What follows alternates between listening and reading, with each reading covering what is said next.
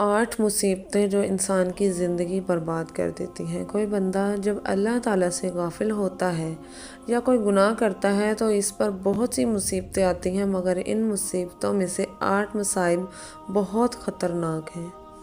یہ 8 مصیبتیں انسان کی زندگی برباد کر دیتی ہیں اور اس کی آخرت کو بھی خطرے میں ڈال دیتی ہیں۔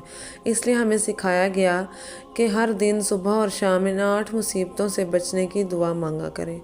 عجیب بات یہ ہے کہ شیطان ان 8 مصیبتوں کے تیر ہر صبح و شام ہم پر چھوڑتا ہے، بس جو انسان صبح و شام اللہ تعالیٰ کی پناہ میں آ جاتا ہے وہ بچ جاتا ہے، اور جو یہ پناہ نہیں پکڑتا وہ ان تیروں میں سے کسی ایک یا زیادہ تیروں کا شکار ہو جاتا ہے۔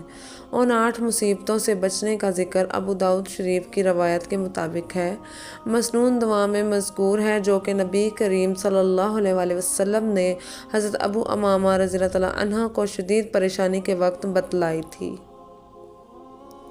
یا اللہ، میں فکر اور غم سے آپ کی پناہ مانگتی ہوں، اور عاجزی اور سستی سے آپ کی پناہ مانگتی ہوں، اور بزدلی اور بخل سے آپ کی پناہ مانگتی ہوں، اور قرض کے غالب آ جانے اور لوگوں کے مسلط ہو جانے سے آپ کی پناہ مانگتی ہوں۔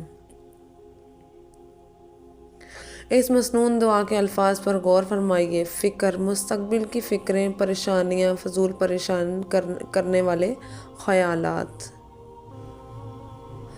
غم، ماضی کے واقعات کا صدمہ اور غم ایک دم ابھر کر دل پر چھا جائے۔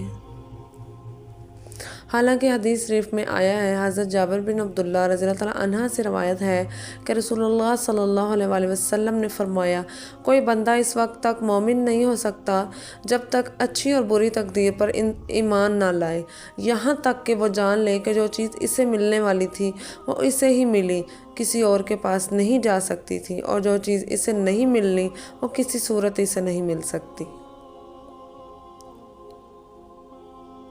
مطلب یہ کہ اللہ کی تقدیر پر ایمان اور اللہ تعالیٰ کی تقدیر پر راضی ہونا یہ غم کا علاج ہے، اور اسی بات سے اپنے آپ کو تسلی دینا یہی اصل ایمان کی نشانی ہے۔ عاجزی کا مطلب کسی نعمت کو پانے کی طاقت کھو دینا، اس میں کم ہمتی بھی آ جاتی ہے، یعنی ہمت ہارنے سے پناہ مانگنا۔ سستی، یعنی انسان کے ارادے کا کمزور ہو جانا کہ میں نہیں کر سکتا یا میرے نہیں کرنا۔ سستی سے بڑھ کر کوئی بھی خطرناک چیز نہیں جو انسان کی دنیا اور آخرت کو تباہ کر دے۔ اس کا واحد علاج اللہ تعالیٰ سے مدد مانگنا اور چستی، عزم و ہمت پیدا کرنا ہے۔ بزدلی، موت کا ڈر کہ دینی خدمت میں بہادری نہ دکھائی، بس ہر وقت ڈر سا لگے اور دین کی خدمت پیچھے ہی رہے۔ مال کے بارے میں کنجوسی کرنا، مال سے فائدہ نہ اٹھانا، مال جمع کرنے اور گننے کی حرص میں مبتلا ہو کر مال کا نوکر اور ملازم بن جانا، اور مال کے شرعی اور اخلاقی حقوق ادا نہ کرنا۔